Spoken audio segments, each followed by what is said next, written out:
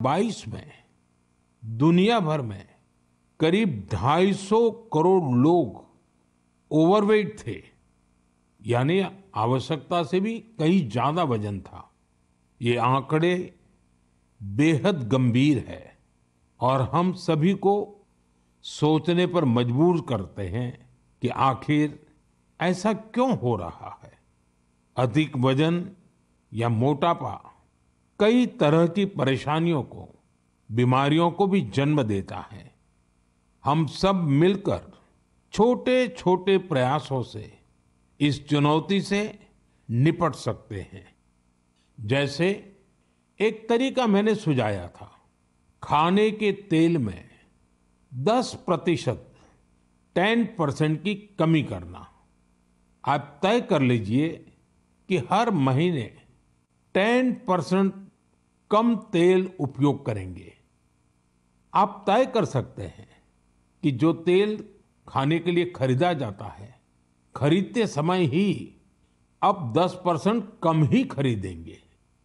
ये ओबेसिटी कम करने की दिशा में एक अहम कदम होगा।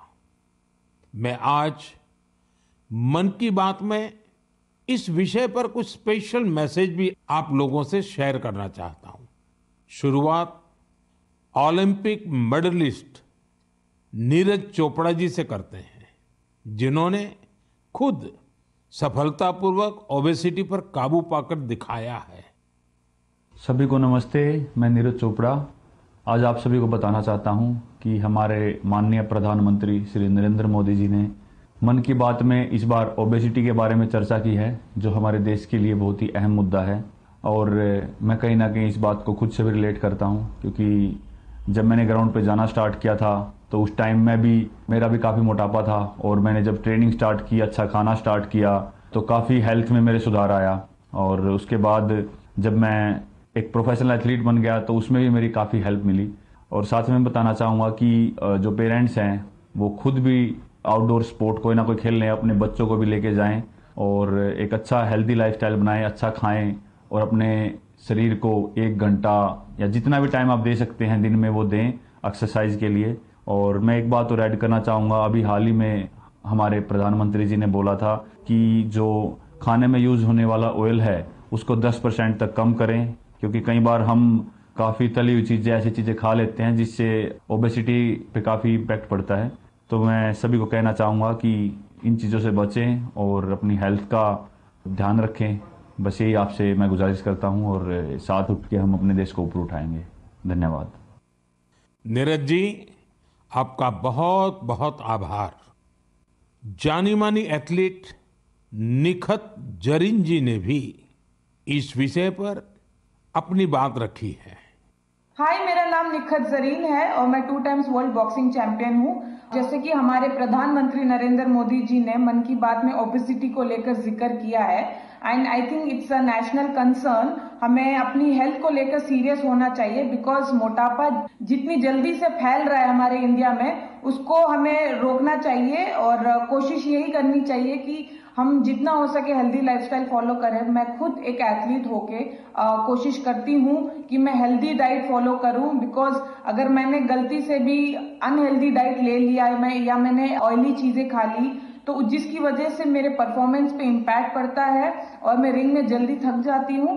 एंड मैं कोशिश यही करती हूँ कि मैं जितना हो सके एडिबल ऑयल जैसी चीजों को मैं कम इस्तेमाल करूँ और उसकी जगह हेल्दी डाइट फॉलो करूँ और डेली फिजिकल एक्टिविटी करूँ, जिसकी वजह से मैं हमेशा फिट रहती हूँ। एंड आई थिंक हम जैसे कॉमन लोग जो है तो डेली जॉब पे जाते हैं, काम पर जाते हैं, एंड आई थिंक हर किसी को हेल्थ को लेकर सीरियस होना चाहिए और कुछ ना कुछ डेली फिजिकल एक्टिविटी करनी चाहिए, जिसकी वजह से हमें बीमारियों जैसे हार्ट अटैक है और कैंसर जैसे बीमारियों से हम दूर रहे और अपने आप को फिट रखें, क्योंकि हम फिट तो India fit.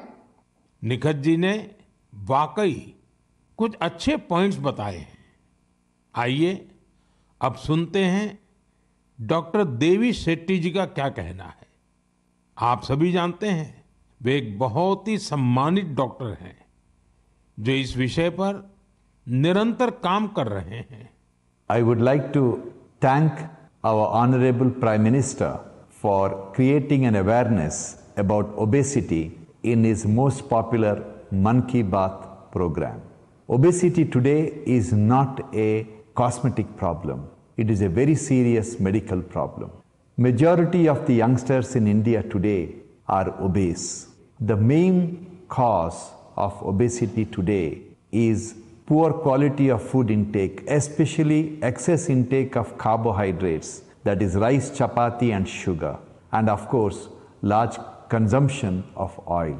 Obesity leads to major medical problems like heart disease, high blood pressure, fatty liver and many other complications. So my advice to all the youngsters, start exercising, control your diet and be very, very active and watch your weight. Once again, I would like to wish all of you very, very happy, healthy future. Good luck and God bless. साथियों, खाने में तेल का कम उपयोग और obesity से निपटना यह केवल पर्सनल चॉइस नहीं है, बल्कि परिवार के प्रति हमारी जिम्मेदारी भी है।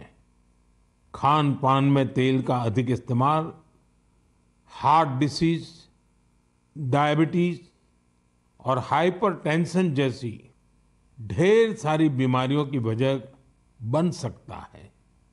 अपने खान पान में छोटे छोटे बदलाव करके हम हमारे फ्यूचर को स्ट्रॉन्गर, फिटर और डिसीज फ्री बना सकते हैं।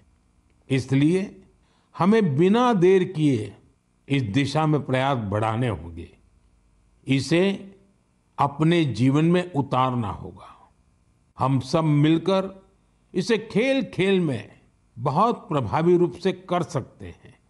जैसे मैं आज मन की बात के इस एपिसोड के बाद 10 लोगों को आग्रह करूंगा, चैलेंज करूंगा कि क्या वो अपने खाने में ऑयल को 10% कम कर सकते हैं, और साथ ही उनसे ये आग्रह भी करूंगा कि वो आगे नए 10 लोगों को ऐसा ही चैलेंज दे। मुझे विश्वास है इससे ओबेसिटी से लड़ने में बहुत मदद मिलेगी। साथियों, क्या आप जानते हैं कि Asiatic lion, Angul, pygmy hogs और लायन टेल मैकाक, इसमें क्या समानता है? इसका जवाब है कि ये सब दुनिया में कहीं और नहीं पाए जाते हैं, केवल हमारे देश में ही पाए जाते हैं। वाकई हमारे यहाँ वनस्पति और जीव जंतुओं का एक बहुत ही वाइब्रेंट इकोसिस्टम है, और ये वन्य जीव हमारे इतिहास और संस्कृति में रचे बसे हुए हैं। कई जीव जंतु हमारे देवी देवताओं की सवारी के तौर पर भी देखे जाते हैं। मध्य भारत में कई जनजातियां बागेश्वर की पूजा करती हैं। महाराष्ट्र में वाघोबा के पूजन की परंपरा रही है। भगवान अयप्पा का भी बाघ से बहुत गहरा नाता है। सुंदरवन में बोन बीबी की पूजा अर्चना होती है, जिनकी सवारी बाघ है। हमारे यहाँ कर्नाटका के हुली वेशा, तमिलनाडु के पुली और केरला के पुलिकली जैसे कई कल्चरल डांसेस हैं जो नेचर और वाइल्ड लाइफ के साथ जुड़े हुए हैं। मैं अपने आदिवासी भाई बहनों का भी बहुत आभार करूंगा, क्योंकि वो वाइल्ड लाइफ प्रोटेक्शन से जुड़े कार्यों में बढ़ चढ़कर भागीदारी करते हैं। कर्नाटका के बीआरटी टाइगर रिजर्व में बाघों की आबादी में लगातार वृद्धि हुई है। इसका बहुत क्रेडिट सोलिगा ट्राइब्स को जाता है, जो बाघ की पूजा करते हैं। इनके कारण इस क्षेत्र में मैन एनिमल कॉन्फ्लिक्ट ना के बराबर होता है। गुजरात में भी लोगों ने गीर में एशियाटिक लायंस की सुरक्षा और संरक्षण में महत्वपूर्ण योगदान दिया है।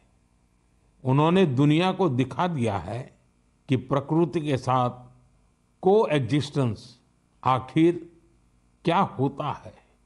साथियों, इन प्रयासों के कारण ही पिछले कई वर्षों में बाघ, तेंदुए, एशियाटिक लायंस, राइनो और बारहसिंगा की आबादी तेजी से बढ़ी है और भारत में वन्य जीवों की डाइवर्सिटी कितनी खूबसूरत है, ये भी गौर करने लायक है।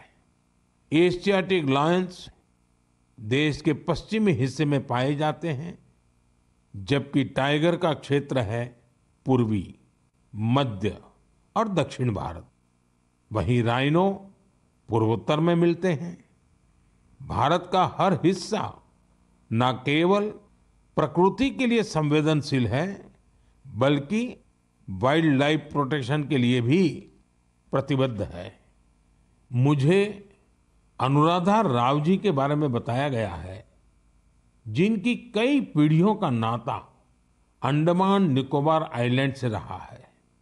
अनुराधा जी ने कम उम्र में ही एनिमल वेलफेयर के लिए खुद को समर्पित कर दिया था।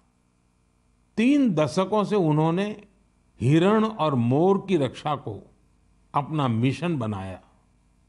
यहाँ के लोग तो उन्हें डियर वुमेन के नाम से बुलाते हैं। अगले